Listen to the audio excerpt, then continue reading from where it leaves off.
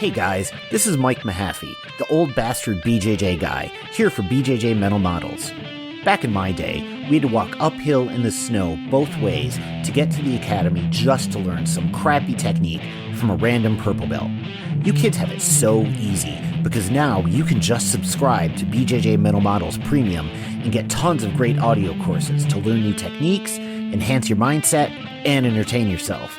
You can even get personalized rolling reviews from some of your favorite BJJ Mental Models coaches, including me. It's like having your own seminar, you spoiled little whippersnappers. So what are you waiting for? Subscribe to BJJ Mental Models Premium right now, get off my lawn, and go train.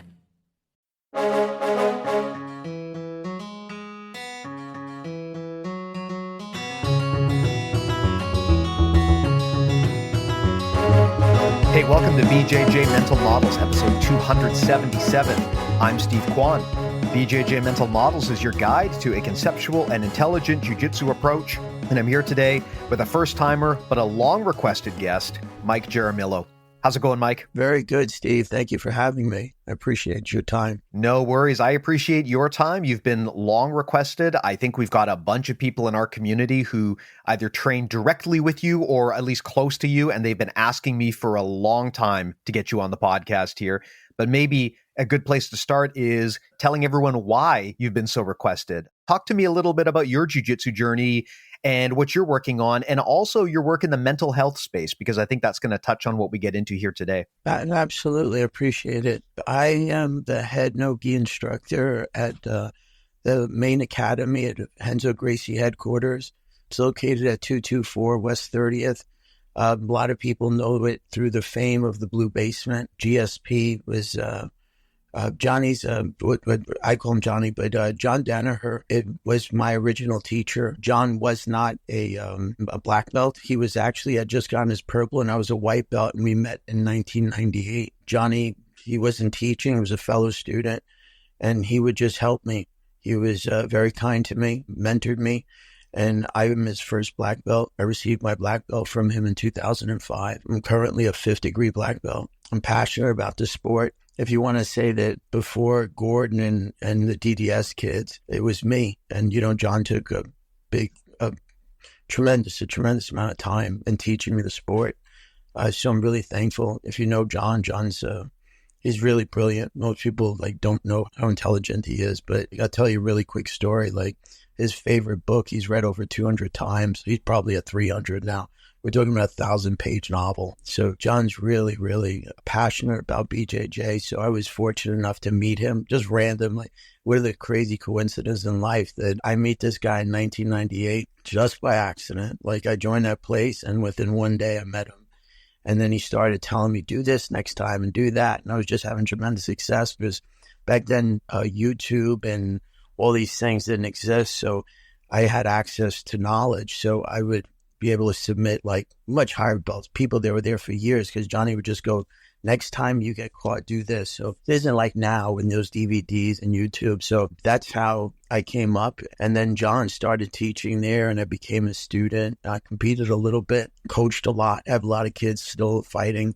Right now, I don't have any high-level players playing BJJ. John left about 2.5 years ago, and when he left, everybody knows the story about, the DD, what's it called, B Team and New Wave, and everybody was at the Blue Basement back then.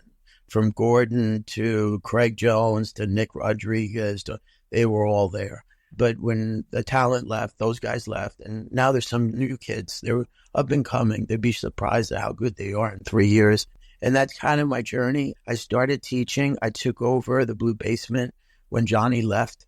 They asked me to take over. It was crazy irony that I met him, first black belt, and then I take over the program when he leaves. But I love that place. But half of my life has been on that mat there. And I'm really passionate about it. I just love the sport. To me, it's fun, but it's also so powerful in how it affects people mentally.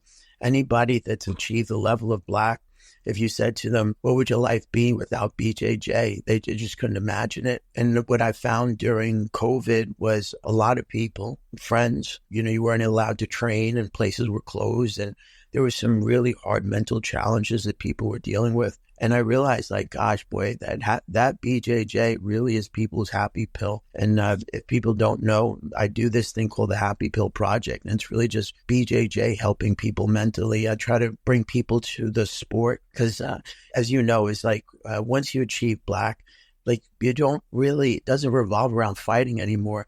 It's like this beautiful, like, form of meditation. And you build these, like, beautiful relationships with people that become your friends for life, because, you know, in every other facet of life, you're never allowed to invade a person's space, right? Because of human resources or something. You don't speak to somebody basically 2 inches away from their lips. It just doesn't happen unless they're your wife or an intimate person in your life. But in BJJ, it's just common. It's like, I'm on top of you, we're mounted, and I'm like telling you something in your face, and like, it's so, you don't experience this anywhere else, where there's like, you're so close and you get so comfortable with this person, and you build this bond, whether it's a male or a female, like they build these incredible relationships.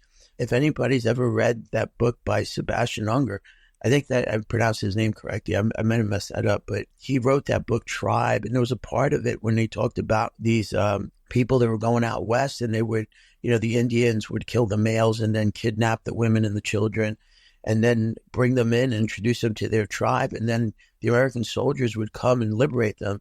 And then they would break away from the American soldiers and run back to the tribe. It was made because if you understand like BJJ and how it becomes this community, really, it's the same exact thing. It's this tribe that you develop and this bonds and these friendships. And it's a form of meditation. I know there's other sports that do it, but not like BJJ. Like fly fishing does it, in acting. Golf has the crazy passion also, but that's a different reason. You can't think of anything else when you're rolling. You just can't. If you're an actor, you're supposed to be in the moment. If you're fly fishing, if you ever tried, I'm not a fly fisherman, but I've tried it. And you have to live in the moment. Your mind can't wander. You're constantly in an activity. And BJJ has that power that it takes you away from everything that's happening in your life. Whether it's negative or positive, it doesn't matter. It gives you a break that mentally you are not thinking of anything else when you're rolling, because your partner really is trying to strangle you. He's trying to get you in a position that could potentially break a limb.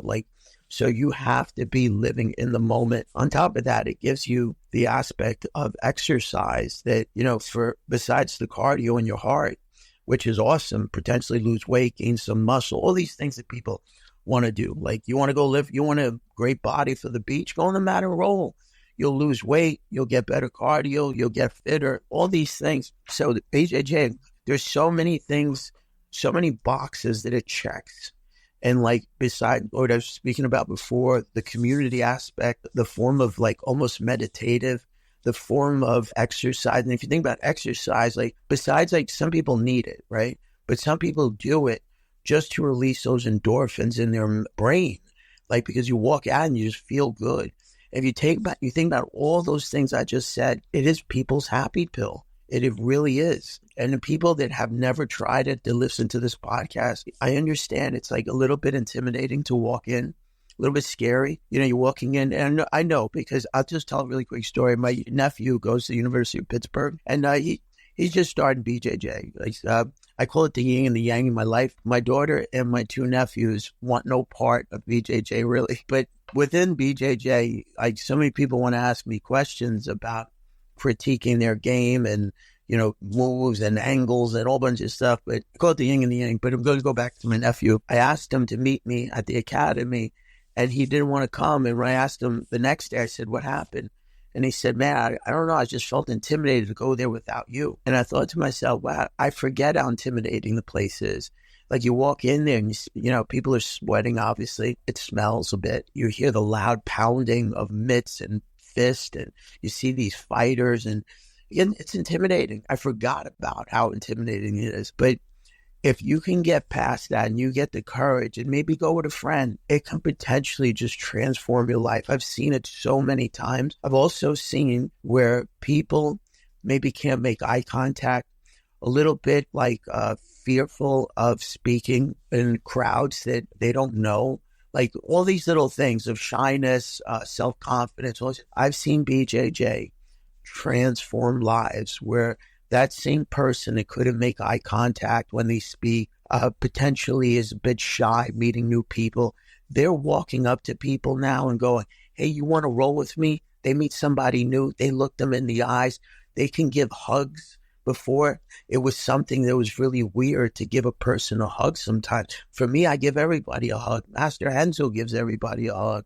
Johnny doesn't. But Johnny always worries about germs. So Johnny's not a big hugger, but I am a guy that wants to hug, and I appreciate people's love and affection. And so, but going back to the individual, I've seen BJJ transform lives that we talked earlier about, that aspect of like close quarters where you're speaking to somebody so closely, and the bonds. Like BJJ has just this amazing power. I don't know how other martial arts are in that aspect, but BJJ, and I don't think others do, because others, if you think about karate, kung fu, and those arts, they don't have that closeness that you're like in constant physical touching. And we could talk about the BJJ aspect of muscle twitches and all those things later, but that's basically how I've come up and how I've morphed into, or you want to call it, I just have a love for people. And if anybody watches and maybe we do a day that, hey, just bring a friend day. That'd be awesome. That we introduce somebody new. And that's what I've been trying to do with the Happy Pill and another organization that I volunteer for called We Defy. We could speak about that, Steve, if you'd like. Yeah, absolutely. Let's get into it, man. I think that we should probably talk both about Happy Pill and We Defy. Share what you're working on here. I think everyone wants to know. Oh, absolutely. We Defy is an organization that puts a veteran that is dealing with some mental issues in a program and introduce them to BJJ. So anybody out there that is interested, if they could somehow contact the program, or Cynthia's on this email, we can contact them, introduce them. What they do is they put a person in a BJJ school for 1 year, and they buy them 2 gis. And what we call them as ambassadors, and basically it's a person that also volunteers, has been part of the program, and they follow up with them. So you're going to get support for this person also, so they continue to attend. We're in 49 states. I don't know what the current enrollment is, but we basically are putting in about 45 new members a month. I think there's about 800 members, 800 people on scholarship right now. That's what they call it, the 1 year. And it's basically, do we have enough money to put more people in? This weekend, Renzo Gracie's did its second annual, so it's the second time we're doing it. I was mentioning earlier when we were off mic, we raised this weekend $70,000. We did a 2-day fundraiser. Jared Gordon from the UFC, who's been my student for many years, and I actually just gave him a black belt 2 weeks ago. He was the featured speaker. If you don't know Jared Gordon's story, you should look it up. He's got an amazing story. He was assaulted. He was sexually molested as an 8-year-old boy at a summer camp, medicated himself through the years with all different things like heroin and cocaine, and was homeless and panhandling. Incredible story. But through all those things, I'll fast forward 10 years ago, he was in the basement of Madison Square Garden, panhandling, shooting dope in his veins, and living on the street. Had been institutionalized for suicide a couple of times, and all these things would, and somehow he found BJJ. He found martial arts. And that led into him training under me, and me helping him, and some other coaches helping him. And then 10 years later, in November, he fought that guy. I don't remember the young man's name, but the young man's really good, an Olympian. And he fought him, and he had a first-round knockout. So he went from the basement of Madison Square Garden, one of the most famous arenas in the world, to fighting in the same building in these past 10 years. Like he's just been an incredible inspiration to so many people, and seeing that sometimes life is hard, and you think that you're dealing with some things that you can't overcome. You can overcome them, never give up. And Jared never gave up, and no one ever gave up on him. And 10 years later, he fought in Madison Square Garden. So he was our featured speaker. We did a 2-day event. A couple of different teachers, myself and 3 other teachers, taught different moves.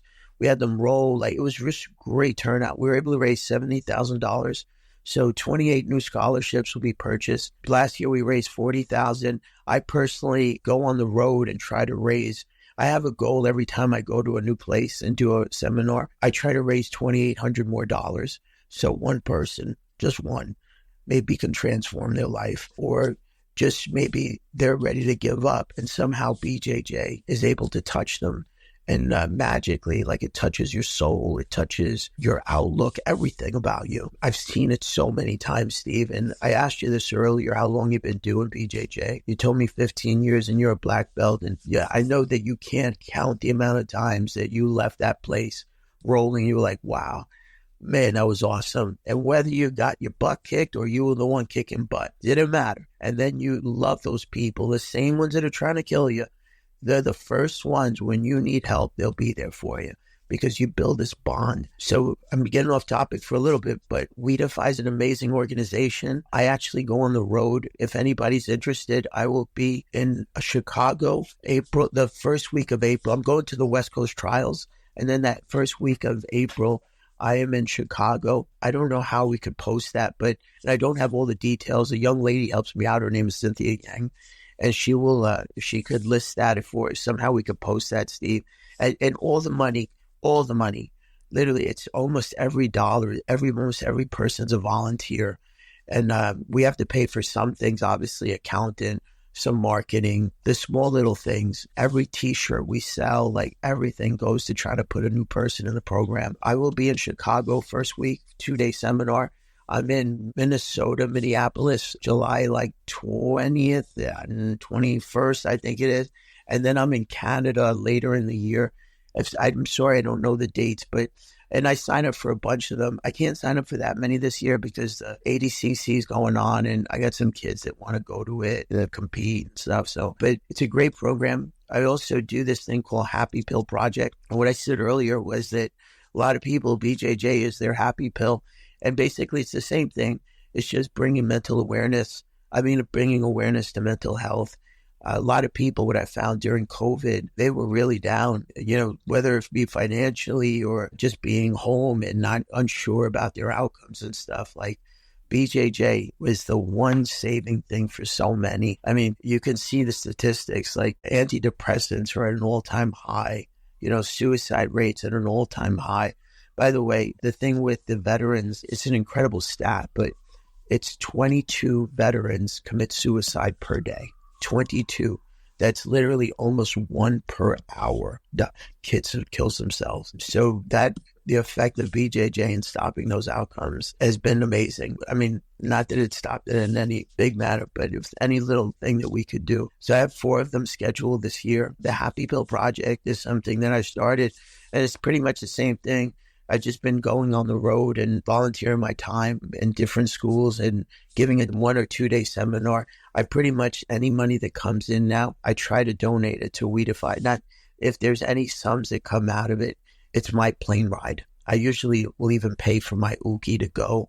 And sometimes they'll be kind enough to pay for a hotel for me. I forgot who quote. There was a really famous quote, but basically you're on this world for a certain amount of time. Like you could accumulate money and fame and all these things, but, things that have substances are making a difference, affecting people in positive ways. And if you can do those things and make money and all those other things you want to do, that's awesome. But the big thing is I've been fortunate to have some other incomes that I make outside of BJJ. So I've been really lucky. So I try to help some other people along the way because I've gotten some help myself along the way where people have been there for me. I'd like to be there for others. Amazing, man. Well, a lot to unpack there. And, something I've said on the podcast many times very much aligns with what you're saying about the transformative power of jiu-jitsu. I'm not going to be that guy who says jiu-jitsu's for everyone because, look, there's people who it just doesn't resonate with. I understand that. But I do think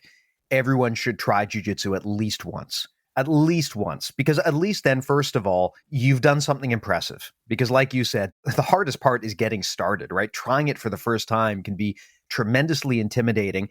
Yeah, some people are going to bounce off of it, but for the people who stay, it's a really weirdly life-changing experience and a practice in a way that's kind of hard to explain to people, right? If you were to explain to someone who's never done this, that one of the most meaningful things you do in your life is you put on some combat pajamas and you go to a room with a bunch of, complete strangers and you just beat the shit out of each other for fun, right? It sounds absurd. Just like how if you watch the movie Fight Club, right? The whole idea of a fight club sounds absurd, but when you actually do it, you realize there's a lot more there. And I think you touched on this perfectly. It's really not about fighting.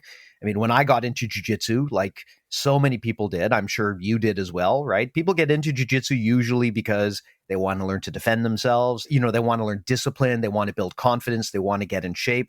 And over time, those goals are going to morph and the practice itself becomes a reward. And then people are going to get focused on being the most effective combat grappler they can. And maybe they have competitive goals that they want to achieve. But I agree with you completely that once you hit black belt, once you've been around for so long, all of that kind of fades away and it becomes sort of less important. And what really is important and what sticks with you is the relationships that you built and the power of jiu-jitsu as a tool to give back to other people. That is something I never expected, that I would be able to use jiu-jitsu as a way to give back to people. I mean, this podcast, right? We've got premium subscribers all over the world. You mentioned Cynthia Yang. I believe she's one of our subscribers as well. We get to use a percentage of that revenue to give back and sponsor athletes who need help. And that's just so cool. I never thought that jiu-jitsu would be something that has that benefit to help other people. It's really not about yourself.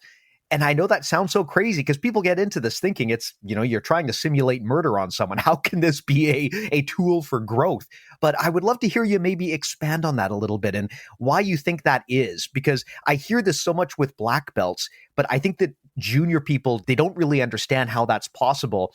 But I think it's inevitable that if you stick around this long enough, you're going to develop that kind of mindset about jiu-jitsu as a tool for growth, for community, for support. Tell me what you think about that. I'd like to say two things about that. When sometimes, and there's different forms of answering that, where you said it's not for everybody. There's what recently watched a young man that didn't have a lower torso, and he's doing MMA. It was a documentary I watched. I have a student that is blind. If you roll with him, he does gi. If you roll with him, you're in a war, man. You're in a freaking war. Like, once he grabs on, he's good. And, you know, he's also a school teacher. He's totally blind. He's a school teacher. He's a avid hiker, ice hiking. He plays goalie for a team. I know it sounds pretty wild, but I don't know all the things about the league, but he goes to the batting cage and he hits the ball. He hears sound because the headquarters is a very big academy. It's not the norm, you know, like 2,000 students. Like, so I get to see a lot of different things there. There are ladies in there just starting out that are in their 60s, men that are just starting out in their 70s, right? And we're talking about late 70s. So, and it's say about not for everybody, maybe in smaller schools where it's like 200 people and maybe the demographics, it's like 18 to 45, and you just assume like, oh, they don't do it. No, they do it. And now if you go to the Worlds, there's like masters 7 and 8. I was surprised at how, I hate to say the word old, but how old the bracket was, where they had to be in their late 70s. So if somebody 45 or 50 and like, you got 2 legs, you got 2 arms, forget about it. Like, I've had people on the mat that are amputees. So that answer to that, I was just, you know, just because of people out there listening that might say like, you know, I wish my brother can go, but he's overweight, or, you know, his arm doesn't work or his shoulder doesn't work. Yeah, I know, but this other guy can't see. And the other guy only had 1 leg. And this other guy only has 1 arm. They can go. You know, so people sometimes make excuses that they don't have every limb working or the world isn't just right for them. Yeah, everybody should, like what you said, everybody should try it. But people sometimes will already write it off and go, you know what, I can't go because I've never done athletics before and I'm 54. My God, you come to the Renzo Gracie Academy, you know how many 54-year-old people I have in that academy are just starting out and they love it. Or 60 plus just started and they are addicted. I see them every single day on the mat. So anybody listening out there has a mother, a father, a brother, like BJJs can potentially just change. Just that's what just changed because they could be really positive people, but it's just a wonderful thing to add to their life. And what we spoke about earlier, but going to the second thing about how it improves. And I think that was the question. I'm really good friends with the guy that did the production of 60 Minutes when they did Renzo's interview on 60 Minutes.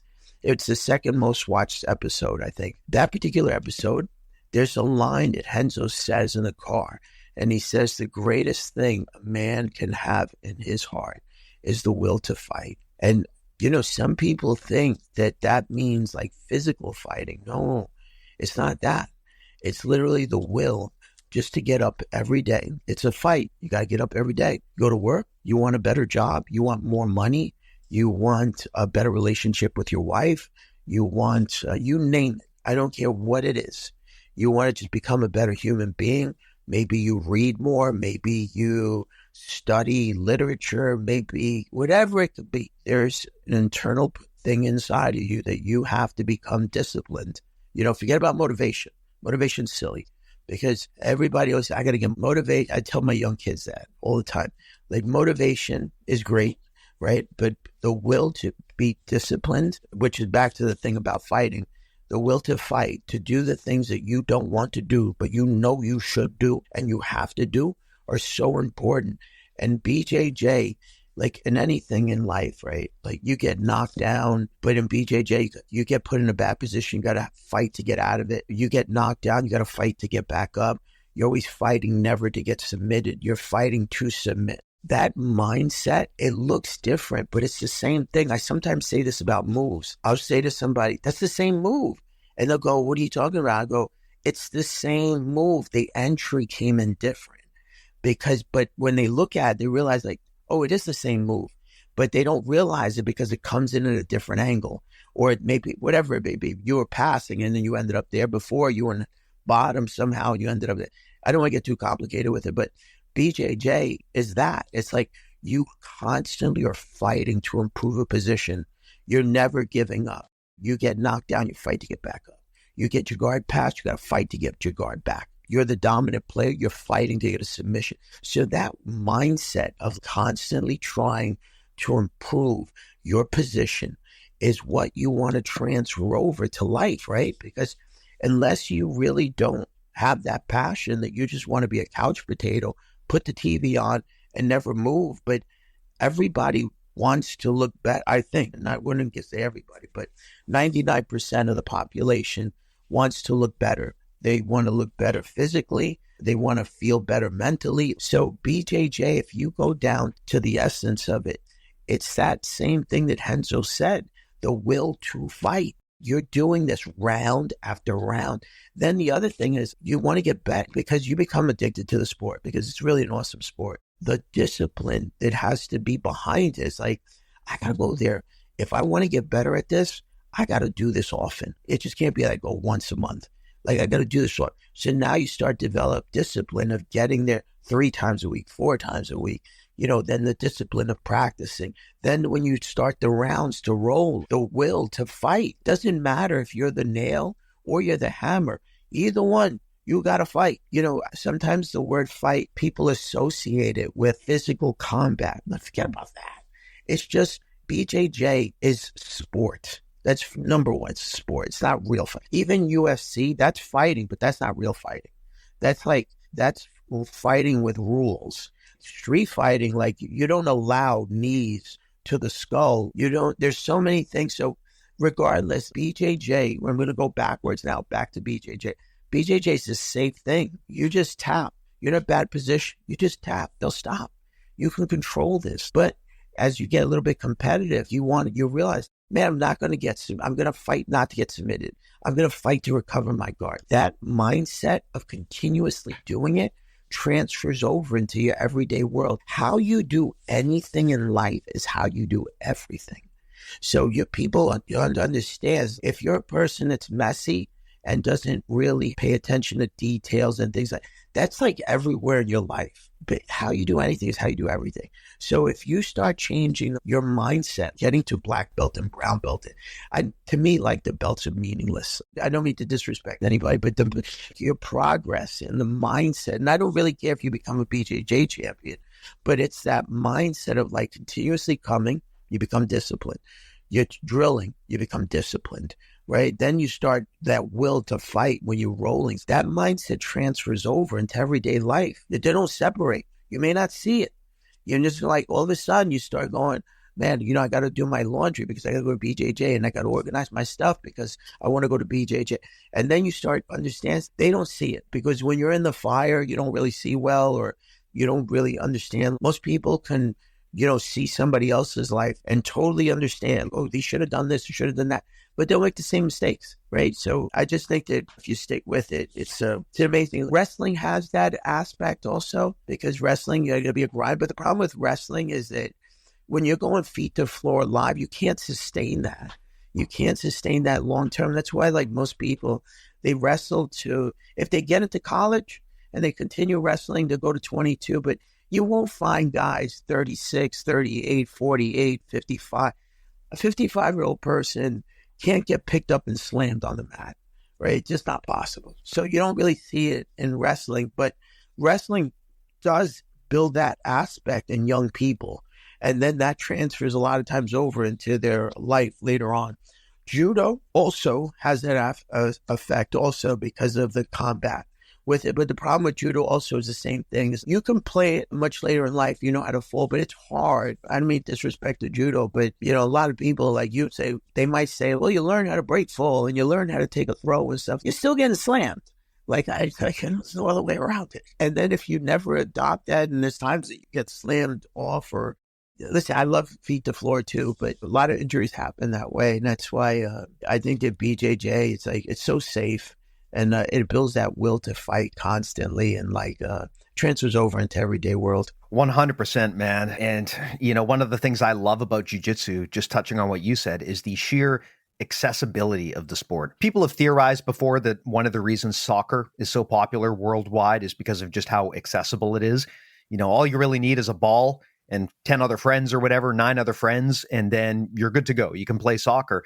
And that's probably part of the reason why you go everywhere in the world and people are playing soccer. Being a Canadian, hockey's popular here, but hockey requires a ton of equipment and you need an ice rink, right? It's hard to play. It's not a very accessible sport. But you think about jiu-jitsu, all you need in jiu-jitsu, you don't need a ball. All you need is one other person, right? That's all you need to practice jiu-jitsu. I can't think of anything really more accessible than that. The only thing about jiu-jitsu that's not really accessible is, like you said earlier, the fear that people have about trying something that they think is scary. And I think maybe the best service that we can offer here is to help people understand that, like you mentioned earlier, everyone's going to have an excuse for why they shouldn't do jiu-jitsu, whether they've got a physical disability or a limitation or a scheduling issue.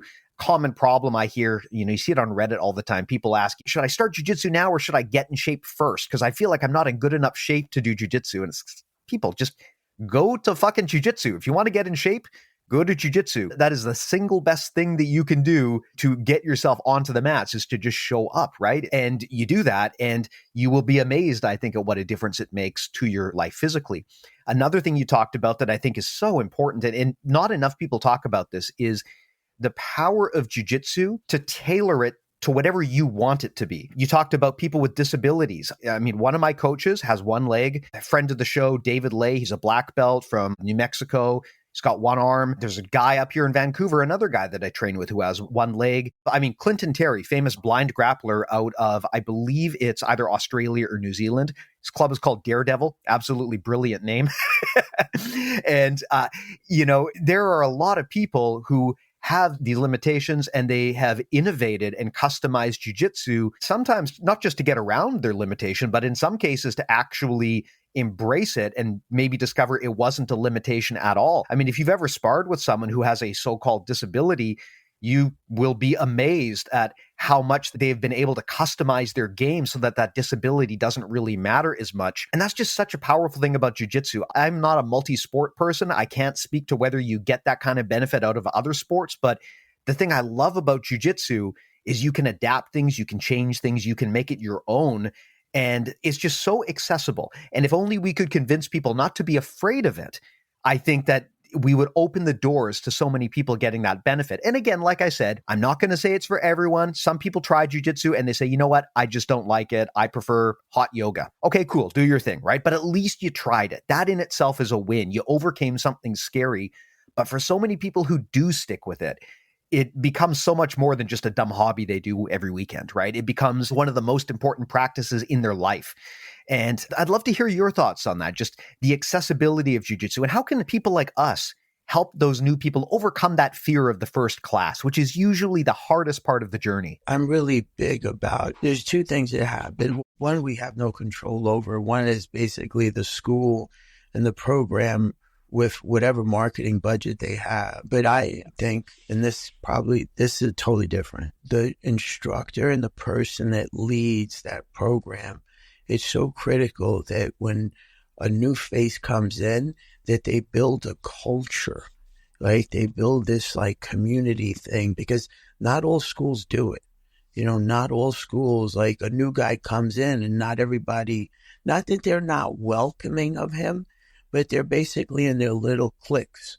3 are over there and 4 over here. Now, new person comes in, greet him. Not just like, we're not talking about sales. We're not trying to talk about, this isn't what we're trying to talk about. We're talking about, he just came downstairs and, he wants to do an intro. Greet him. And then if they, this has nothing to do with sales. Like the academy signs him up somehow and, they sold him on the intro.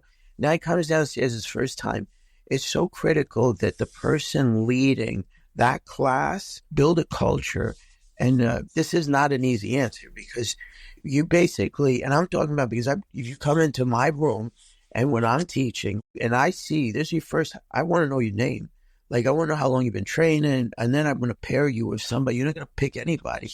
I'm going to pair you with somebody that I really, really trust, so that you have a good time, and I'm going to guide you. And we're talking about different levels here, because if you come into the blue basement Monday, Wednesday, Friday in the morning, that's a Shark Tank. There are a lot of good players in that room, which is okay, because if you tell me that you have a year in or you just got your blue belt, that's okay. But I'm not going to let you just go randomly into the room, because they don't know your time. They clap hands. And like we said before, they want to go at you. And you're going to have a bad experience, because first of all, you never announced how long you've been rolling. And and also their goal is to submit the player. So I'm trying to pair them. So I think it's very important that the person teaching the class always consider and put themselves as if they were in that person's shoes. They're nervous, they're scared, they don't know anybody in the room. So we want them to have a really good experience.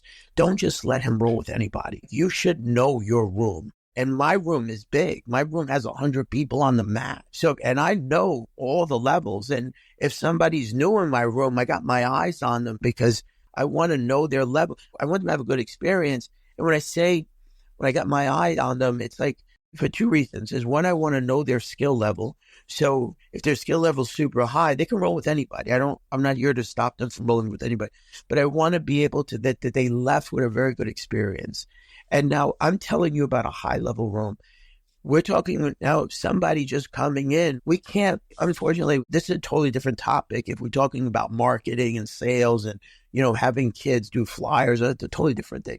We're talking about a person, we got them on the mat. They physically want to try the class. We should hold their hand from beginning to end. And I mean beginning, meaning they just got downstairs, they put their gi on, they're not sure how to tie their belt.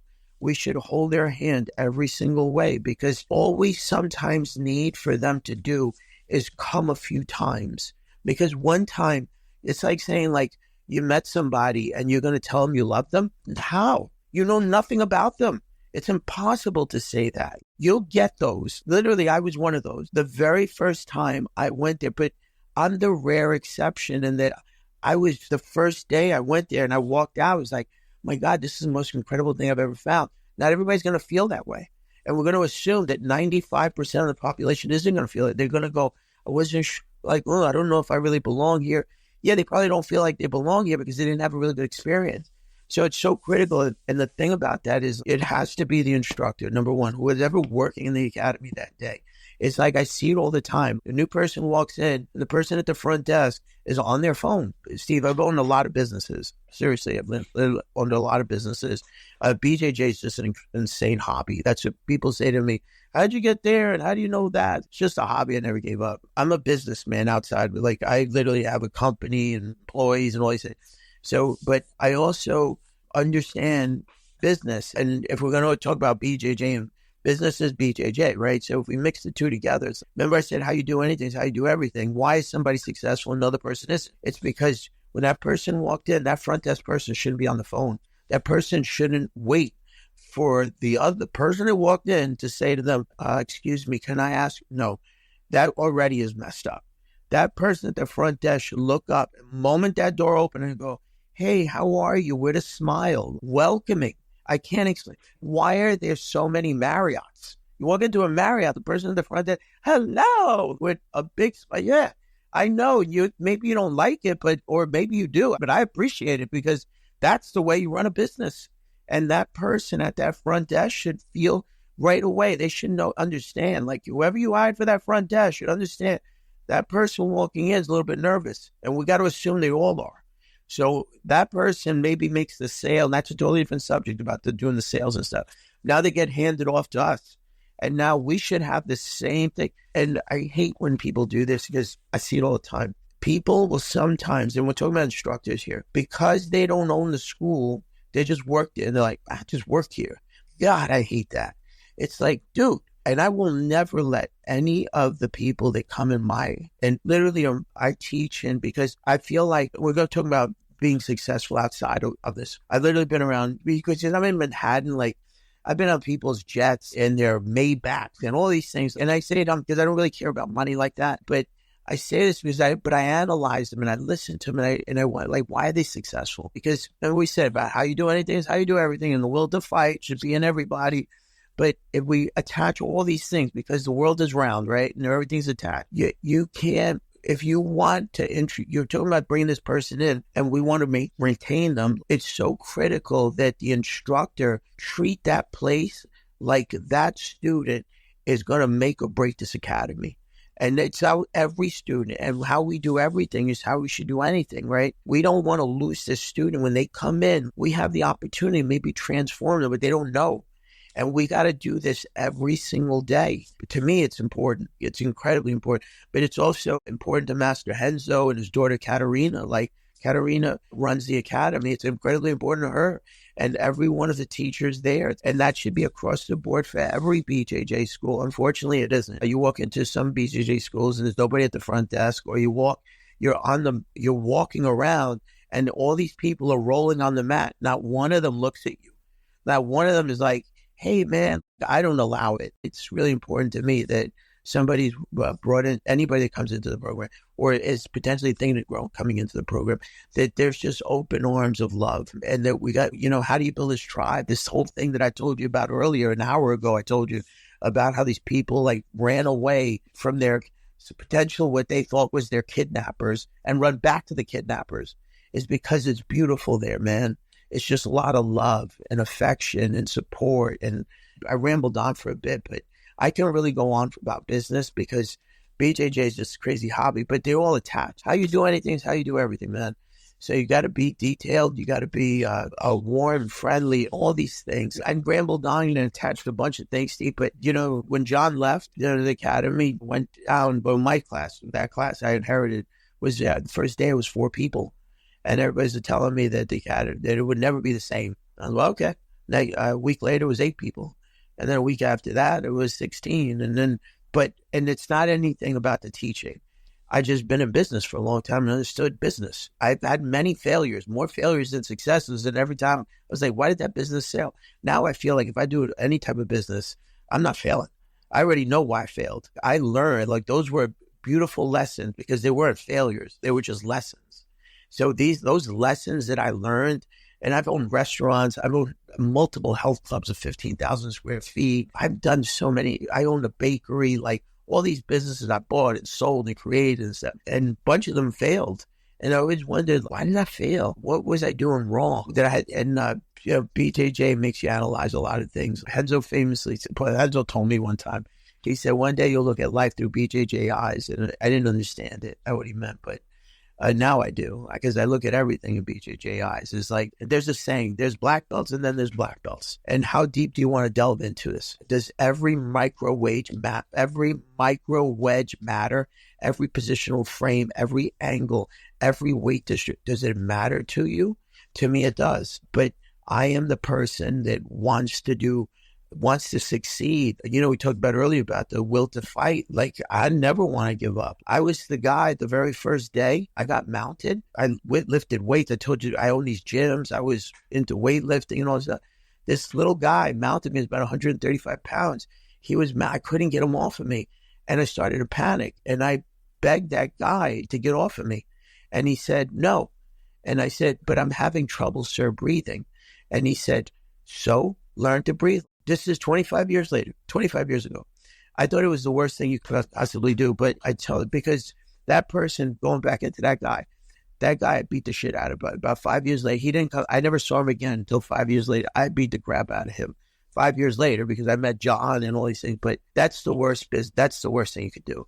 It's like that. Yeah, like that'll come. What he wanted to do was teach me something. Like I'm crazy. I stayed, but most people wouldn't. Most people go, woof, I almost had a panic attack. 25 years later, if I'm in a bad spot like that, I could breathe through a straw for 35 minutes and think that I'm in the Caribbean at Paradise Island. But that wasn't how I started. You know, now after 25 years, if I had to breathe through a straw for 35 minutes, yeah, I'll breathe through a straw for 35 minutes. Like, it is what it is. But that mental, like, toughness and that all came from BJJ. But the question really was about retaining the member. We want to incorporate that business aspect of being successful, and that comes with hospitality, courteous, welcoming hands, a lot of love. You don't teach them those lessons of like trying to suffocate me and trying to get to the point where I can't breathe and that'll come, but let it come in steps. I was the crazy one that stayed, but the attrition rate in the beginning for a lot of academies is so high because it's just not run right. Absolutely. I agree with you 100%, buddy. I mean, something that I have said many times on this podcast is that there are probably a lot of people who could have been future world champions, but they never got that far because they were driven away in their first class or in their first week due to a bad experience. And jiu-jitsu, you know, a lot of instructors, I think they talk about the attrition rate in jiu-jitsu like it's a good thing. And I'll never understand that. You know, people talk about how 99% of people quit at white belt, like that's some sort of badge of honor or toughness. No, that just means you did a bad job onboarding them and teaching them what this is all about. I mean, yes, when you are a black belt, I fully expect that as a black belt, you know, someone can just try to beat the shit out of me and I'm going to do my best to try to survive and hang in there and embrace the grind. But when someone is just starting this and they don't even know what jiu-jitsu is all about, if you put too much pressure on them, you run the risk of just driving them off and it's not because they're mentally weak or anything. It's because, look, they don't even know what they're getting into at this point. They're brand new babies, right? You have to help them grow into this. And then one day at some point, they're going to buy in and they're going to decide, okay, you know what? I get it. This is about self-development. This is about pushing myself, being tougher. And that's when you can start doing the nasty stuff to them, right? But I think that if you're going into your onboarding practice, trying to show people how tough it can be from day one, that's just not the time. You got to build people up to that, right? And I see this as a big mistake that I think a lot of instructors do make. 1,000,000%, Steve. Yeah, I know they want to build this like tough room and build these fighters and, well, it's not, we said this earlier, you actually said, you know, it's not for everybody, but a lot of times it's not for everybody, and that could be true, but, you know, it's the environment that they created. It's not welcoming, and like, you know, it's not. You just basically, they came on the mat. You didn't even really ask them their name, didn't ask them how long, and now you want them to get killed, basically. I tell the stories, you know, years ago, like, because I've been doing BJJ for so long, there weren't a lot of places to roll like now. Now you can go every state, and every continent, every city has a place to roll base. You go to the Caribbean islands that never you could go. Now there's BJJs everywhere. Many years ago, it wasn't like that. And Master Renzo, it's called BJJ, but yeah, I don't know if you know the story behind that, but, you know, it's called Gracie Jiu-Jitsu, but, you know, they were going to sue him when he opened that school in New York. So that's how it became Brazilian Jiu-Jitsu and BJJ, and they started naming it. But, this was a long time ago. We're talking about 22, 23 years ago, 24 years ago. People came in the academy, and we were told to go full bore, sick them, basically, go on them and beat them up. It was a terrible, and I laugh about it now because I think it's the worst thing you could do. But 25 years ago, I understood because they were trying to prove the art. We used to get these Aikido guys and Kung Fu guys, and, they watched the UFC and they wanted to see if this was real. And those are the guys that used to come in and they wanted to joint lock you and all this stuff. And yeah, I get it. But for the average person, we're going to assume the average person coming in, they just want to learn how to defend themselves a little bit. They have a curiosity of what this is about. They heard it maybe Keanu Reeves is doing it, Mario Lopez is doing it, and Elon Musk is doing it. They want to come and try it. It's like, welcome them. And I always what I love to do, and I think it works, is that when I get somebody that's really new and, maybe I teach advanced, so I don't really get the beginner. There's a program at the academy, it does beginners. So that instructor is it's beginner. But in a lot of academies have to do beginner with advanced because we have so many rooms to roll at the academy. There's 3 floors, so it's a little different. But I've also been in a business, and I've also been to many academies. And if you only have one mat and you're just a small entrepreneur, mom and pop, I understand, we have about 150 we have about 150 Henzos worldwide. So we're really big. Headquarters is really big.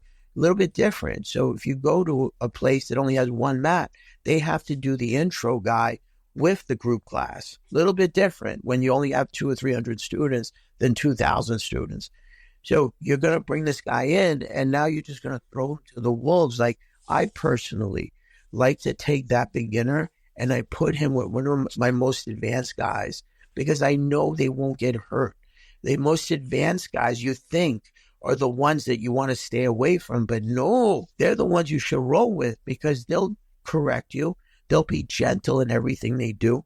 When you put them with another blue belt, a guy maybe 6 months or has been there a year, oh my God, the poor guy's going to get hurt. It's just going to be 2 guys smashing into each other, not knowing what the hell they're doing. But that's me personally. If I had a suggestion, I do it at the academy. But my guy's not first day guy. When I say new jacks, I'm talking about a person that blue belt, purple belt, brown belt, been doing the sport maybe anywhere from a year to 6, 7 years. If you tell me you've been doing the sport 10 years, I'll let you roll with anybody. It does you go. But if you're pretty new, you're blue belt, purple belt, been doing it for 2 to 3 years, I try to really put you with higher level people because I feel like I know you won't get hurt because they'll know how to sweep you correctly. They're not going to muscle moves. So it's just a suggestion for me that I don't like to see anybody hurt. I don't like to see anybody walk away from the sport and we're talking about 2 different things. One is the business owner that's potentially maybe hovering around 100 students or 150, and he wants to go to 300 students. That's one thing. That's great. But what I'm speaking about at the moment is potentially changing somebody's life mentally. And if we scare them away, they're never going to know how beautiful this sport is. They came in for their reasons. They came in to lose weight, whatever, get better cardio, learn how to fight, protect them. But that's not what we want. We want them to learn the beauty of what this is. And the art isn't, I know it's hard to explain to somebody who's never done it. They're going to think that the beauty is the physical moves no, it's what it does to them in their mind and how it improves the quality of their life. So it's like a totally different thing that I'm talking about. They'll never achieve that if you scare them away, and you have to do those other things business-wise. Otherwise, they'll never have the opportunity to find something that's so beautiful that can magically touch them so deeply. And, the things that they came in for, the self-defense and the fighting and better cardio and whatever they want to do, they'll forget that wasn't the reason. That was what you came in for. You just got this gold goose out of it, totally, you just, so let's try to keep them when we can. Absolutely, man. Just great mindset, great way of looking at jiu-jitsu. I agree with you entirely. It's funny because if you asked me when I was a white belt, you know what I would think of this? I remember back then you'd hear all of the black belts say exactly the same thing. You know, I remember Jeff Shaw from Bellingham BJJ once telling me jiu-jitsu was a proxy for life. And you hear that if you've never trained before, you think, whatever, sensei, that's just all, like woo-woo stuff. But when you've been training long enough, you eventually have that epiphany and that realization. Looking back on my journey, I've said this on the podcast before, I got into this sport for self-defense. I'm in my 40s now, married with kids. I have never once had to use jiu-jitsu for actual self-defense. I'm an old dad now, and so I'm pretty sure it's never going to happen. But that said, the things that have benefited me from jiu-jitsu, it's all of the other stuff. I met my wife through jiu-jitsu. I wouldn't have my family if not for jiu-jitsu. I have a closer relationship with my brother because of jiu-jitsu. I got him into it. He got addicted as well. We're both black belts now, many, many years later. I have made tremendous friendships and business relationships through jiu-jitsu as well. It's an incredible leveler when it comes to just breaking through social and cultural barriers. You can have just an average Joe rolling in there with a entrepreneur billionaire, and it's just like, it doesn't matter. You can have people from different religions, political systems, and it has this ability to break you out of your bubble and kind of expose you to other types of people. And it's amazing how much you realize none of that shit really matters when you're actually just rolling with someone. And I agree with you completely that, the pandemic was a great example because you saw jiu-jitsu, people who were used to jiu-jitsu, what happens when they don't have it anymore. And I think it's pretty much inarguable.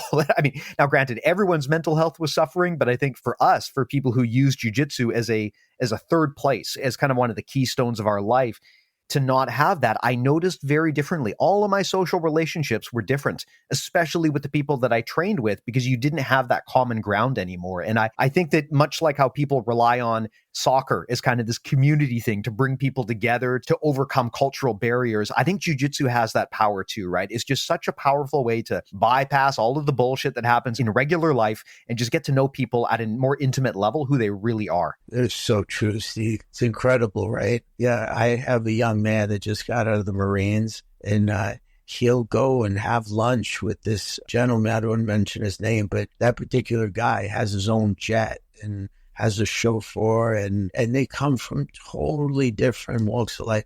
One guy went to an Ivy League school and on Wall Street, he's a known name. And this young man grew up in a single family household and joined the Marines, and totally different. And the two will just share time together, and it's just amazing what the power of BJJ does. I'm so lucky that I get to see, because of the size of the school, so I get to see so many different walks of life. And I see people in their 60s and 70s, and it's a beautiful, beautiful sport. I know people sometimes think of BJJ and they think of Royce Gracie and the Octagon and all that stuff. Yeah, I understand that's how it got some fame and stuff, but that's not what it's about. It's a beautiful thing. We were talking earlier about the thing with the tribe and this community. And one of the things that we Defy finds is that the reason a lot of these guys commit suicide, obviously when they're in war, they're over there, and maybe they're not in war. Maybe they just go over there and they join the army at a young age, right? They come out of high school, they join. And then there's a sense of this community, they have their platoon and their support and all that stuff. And then they get out and they get back home and they don't have that. And that's one of the things that leads into that depression and stuff. We're not talking about any combat related stuff. That leads into it. And BJJ, what they find a lot of times is when they join these programs and getting these vets in, they get a community back. They get a support group back.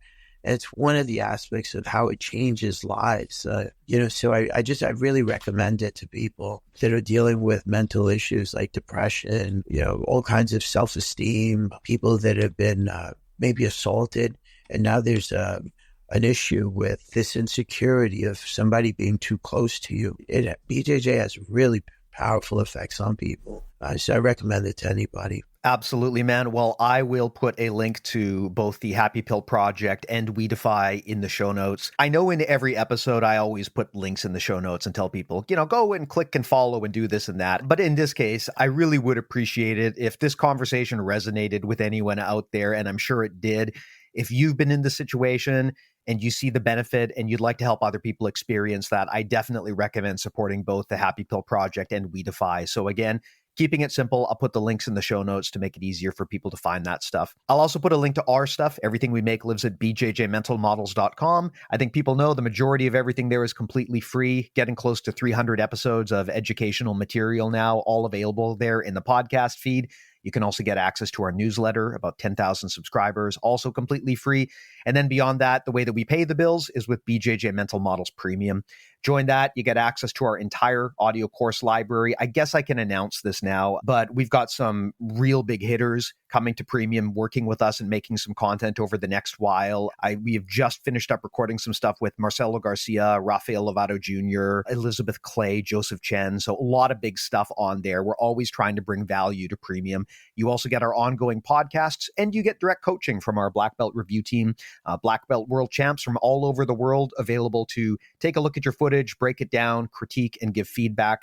Sometimes it can be very hard to get detailed, tailored feedback in the gym just because there's only so much time in the day. An instructor has to divide their attention. So if you want to get a second perspective from someone at the highest levels to really go deep into your game, that's the best way to do it. First week's free, so please do check it out. Everything lives at bjjmentalmodels.com, the free stuff and the premium stuff. And I'll put a link in the show notes, as well as the link to Mike's stuff, as you mentioned. But Mike, this was a really awesome chat, man. I can't thank you enough for coming by. I've wanted to have you on the podcast for a while, and I don't think I've met anyone better than you at enunciating what the real benefit of jiu-jitsu is, and how when you cut past the crap, it's not about fighting or choking or defending yourself. That's just a vehicle for practice, right? What you really get out of it is a much more valuable human thing that I think most people would never expect to get out of a fight sport. So thanks for coming by and sharing all of that perspective. Thanks, Steve. I appreciate your time. I love what you're doing. I really do. I appreciate you. I appreciate you having me. Everybody that does BJJ out there, you sometimes want to think that, bring a friend, so that you teach them how to fight. No, bring a friend that maybe we could change their lives, for the better, because, they'll pay it forward to somebody else. And a lot of stuff's happening in the world, and people are worried and deal with so many things that it'll just improve another person's life. So we can open somebody else's life to and expose them to this, would be awesome. So just one person at a time. Thank you. Amazing. Well, thanks, Mike. And thanks to everyone for listening as well. We'll talk to you next week. Take care.